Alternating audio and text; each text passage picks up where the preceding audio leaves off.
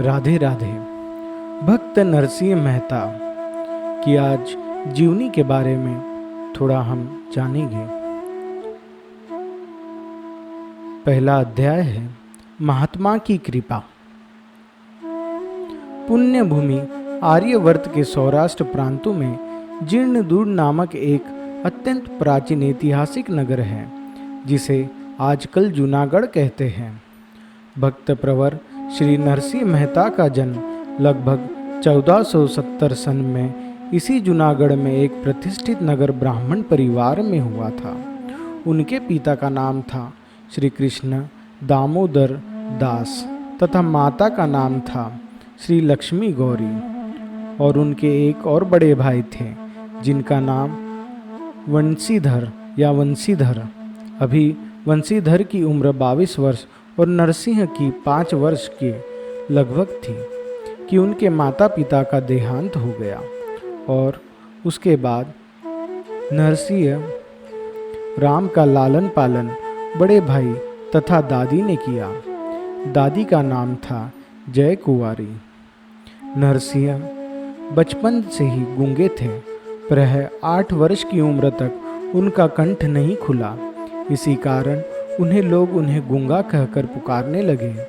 इस बात से उनकी दादी जय कुंवारी को बड़ा क्लेश होता था। वह बार बार इस चिंतन में रहती थी कि मेरे पौत्र की जुबान कैसे खुलेगी। परंतु मूकों को वाचल कौन बनावे, पंगु को गिरवर लांघने की शक्ति कौन दे।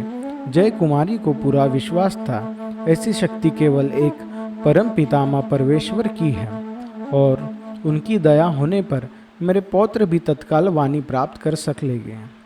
और साथ ही यह भी उन्हें विश्वास था कि उनकी दया में जगन्नाथ की कृपा साधारण मनुष्य को उनके प्रिय भक्तों के द्वारा ही प्राप्त हुआ करती है।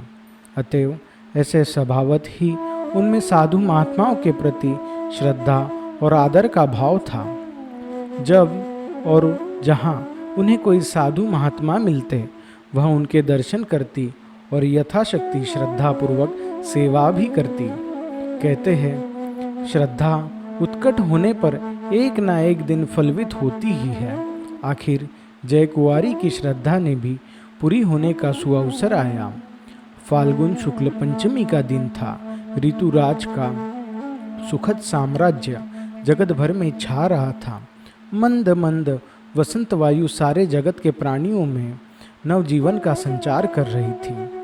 नगर के नर नारी प्राय नित्य ही सायंकाल हटकेश्वर महादेव के दर्शन के लिए एकत्रित हुआ करते थे। स्त्रियां मंदिर में एकत्रित होकर मनोहर भजन तथा रास के गीत गाया करती थीं। नित्य की तरह उस दिन भी खासी भीड़ थी। जय कुंवारी भी नाती को साथ लेकर हटकेश्वर महादेव के दर्शन करने को गई। दर्शन करके लौटते समय उनकी दृष्टि एक महात्मा पर पड़ी, जो मंदिर के एक कोने में व्याघ्रमबार पर पद्मासन लगाए बैठे थे। उनके मुख से निरंतर नारायण नारायण शब्द का प्रवाह चल रहा था। उनका चेहरा एक अपूर्ण ज्योति सा जगमगा रहा था।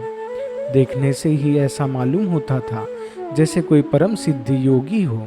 उनकी दिव्य तपोबल प्रतिभा से आकृष्ट होकर जय कुंवारी अपनी साथी महिलाओं के संग उनका दर्शन करने के लिए गई।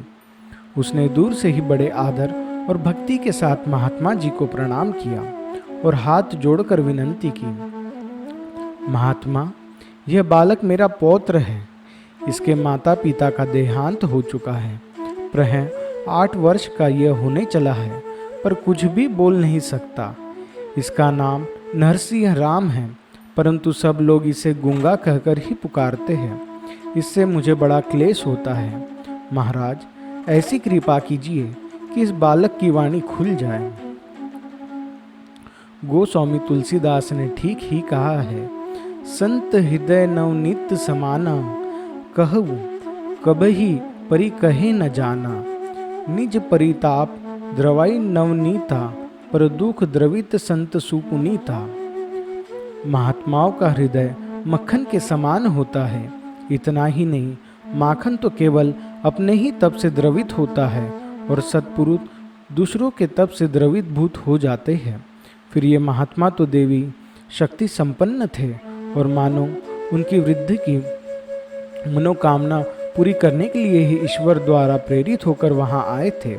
उन्होंने बालक को अपने पास बिठाया और उसे एक बार ध्यानपूर्वक देखकर कहा, यह बालक तो भगवान का बड़ा भारी भक्त होगा। इतना कहकर उन्होंने अपने कमंडलू से जल लेकर मार्जन किया और बालक के कान में फूंक देकर कहा, बच्चा कहो राधे कृष्ण राधे कृष्ण। बस महात्मा की कृपा से जन्म का गूंगा बालक राधे कृष्ण कहने लगा। उपस्थित सभी मनुष्य आश्चर्यचकित हो गए और महात्मा जी की जय जयकार पुकारने लगे।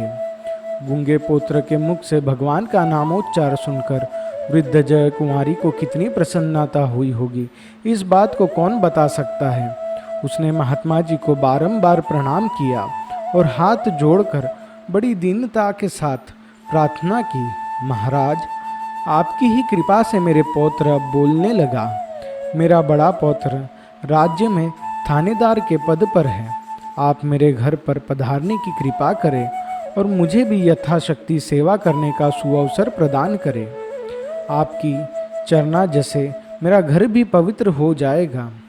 परंतु सच्चे महात्मा सेवा या पुरस्कार के भूखे नहीं होते।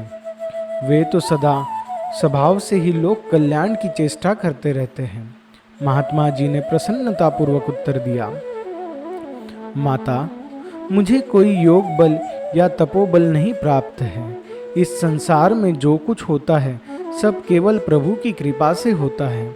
उनकी महामहिमा परमात्मा की माया अघट घटनी पिटाई सी कहलाती है। अतः मेरा उपकार भूलकर उन परमात्मा की ही प्रति कृतज्ञ प्रकट करो और उनका नाम स्मरण भजन पूजन करो। मैं इस तरह आकर अथवा प्रतिष्ठा के लिए किसी गृहस्थ के घर पर नहीं जाता। तुम घर पर जाकर प्रभु का भजन करो, तुम्हारा कल्याण होगा। मैं तो अब गिरनार पर जाता हूँ और तुम्हारी इच्छानुसार यह कह जाता हूँ कि थोड़े ही दिनों में एक कुलवती सुरूपा कन्या से इसका विवाह भी हो जाएगा। जय कुमारी को महात्मा जी के सामने विशेष अनुग्रह करने का साहस न हुआ।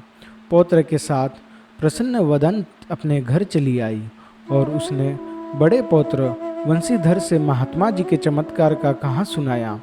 वंशीधर ने महात्मा जी के दर्शन करने की लालसा सिपाहियों द्वारा बड़ी खोज कराई, परंतु कहीं उनका पता न लगा।